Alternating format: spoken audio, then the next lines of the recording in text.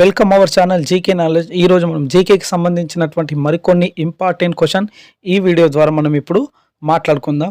మొదటి క్వశ్చన్, ఉత్తర భారతదేశంలోని మనోహరమైన శిల్పకళకు ప్రసిద్ధి చెందిన దిల్వాడా జైన దేవాలయాలు ఎక్కడున్నాయి? ఈ దిల్వాడా జైన దేవాలయాలు వచ్చేసి మౌంట్ అబు రాజస్థాన్లో ఉన్నాయి. దీనికి రైట్ ఆన్సర్ వచ్చేసి ఆప్షన్ బి.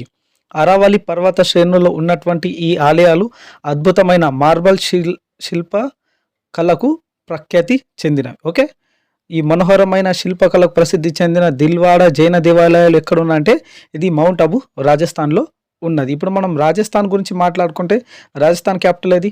జైపూర్. దీన్ని పింక్ సిటీ ఆఫ్ ఇండియా అని కూడా అంటారు.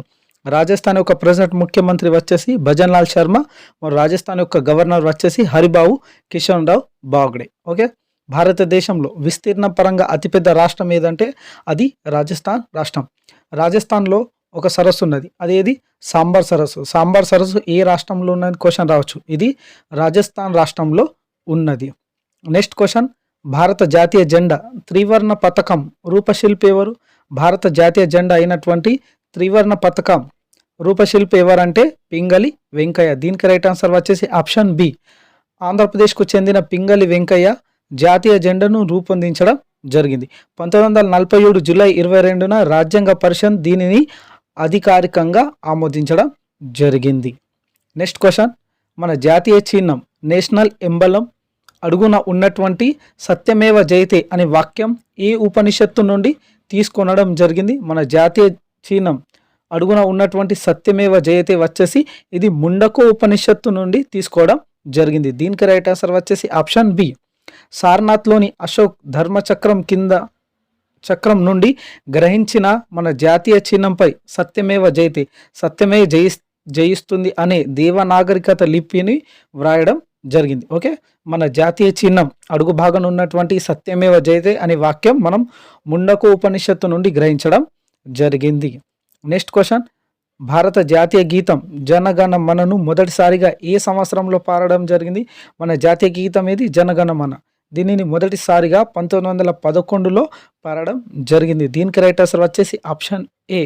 ఓకే, రవీంద్రనాథ్ ఠాగూర్ ద్వారా రాసిన ఈ జాతీయ గీతాన్ని 1911 డిసెంబర్ 27న కలకత్తా సమావేశంలో ఇది భారతీయ జాతీయ గీతాన్ని కాంగ్రెస్ సమావేశం 1911లో మొదటిసారిగా పాడడం జరిగింది. ఓకే, మనం ఏది కాంగ్రెస్ సమావేశం 1911లో పాడడం జరిగింది. మనం కాంగ్రెస్ గురించి మాట్లాడుకుంటే కాంగ్రెస్ స్థాపన ఎప్పుడు జరిగింది? 1885లో ముంబైలో దీన్ని స్థాపించడం జరిగింది. ఓకే, దీన్ని ఎవరి ద్వారా స్థాపించడం జరిగిందంటే దీనిని ఏయో హ్యూమ్ ద్వారా స్థాపించడం జరిగింది. ఓకే, ఈ కాంగ్రెస్ మొదటి సమావేశానికి 72 మంది ప్రతినిధులు పాల్గొనడం జరిగింది. ఓకే, ఈ మొదటి సమావేశానికి అధ్యక్షత వహించింది ఎవరు? ఇండియన్ నేషనల్ కాంగ్రెస్ మొదటి సమావేశానికి అధ్యక్షత వహించింది ఎవరు? వేమచంద్ర బెనర్జీ. ఓకే, మనం ఇప్పుడు మాట్లాడుకుంటే ఈ జనగణమనను ఎవరి ద్వారా రాయడం జరిగిందంటే రవీంద్రనాథ్ ఠాగూర్. రవీంద్రనాథ్ ఠాగూర్కు 1913లో సాహిత్యం విభాగంలో గీతాంజలి అనే కావ్యానికి మొదటిసారిగా నోబెల్ బహుమతి గెలుపొందడం జరిగింది. ఓకే, భారత్కు చెందిన మొదటి వ్యక్తి ఎవరంటే నోబెల్ బహుమతి గ్రహీత రవీంద్రనాథ్ ఠాగూర్. 1913లో సాహిత్యం విభాగంలో ఈయన అవార్డు గెలవడం జరిగింది. నెక్స్ట్ క్వశ్చన్, భారతదేశంలోని అతిపెద్ద మంచినీటి సరస్సు ఫ్రెష్ వాటర్ లేక్ ఏది?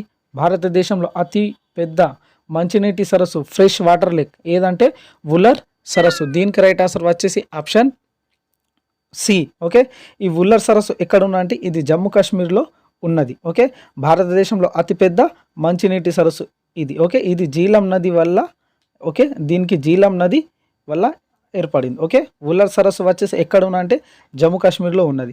జమ్మూ కాశ్మీర్ గురించి మనం మాట్లాడుకుంటే జమ్మూ కాశ్మీర్లో దచ్చిగామ్ నేషనల్ పార్క్, కిస్తవార్ నేషనల్ పార్క్ ఇవి రెండు కూడా జమ్మూ కాశ్మీర్లో ఉన్నాయి. ఓకే, జమ్మూ కాశ్మీర్లో ఏదన్నా భారతదేశంలో అతి పెద్ద మంచినీటి సరస్సు ఏదంటే ఇది వుల్లర్ సరస్సు, ఈ జమ్మూ కాశ్మీర్లో ఉన్నది. భారతదేశంలో అతిపెద్ద ఉప్పు నీటి సరస్సు చిల్కా సరస్సు ఎక్కడ ఉన్నా అంటే అతిపెద్ద ఉప్పు నీటి సరస్సు అయినటువంటి చిల్కా సరస్సు ఇది ఒడిశా రాష్ట్రంలో ఉన్నది. ఓకే, ఒకవేళ మీకు మా వీడియో నచ్చినట్లయితే లైక్ చేయండి, కామెంట్ చేయండి, మా ఛానల్ని సబ్స్క్రైబ్ కూడా చేసుకోండి.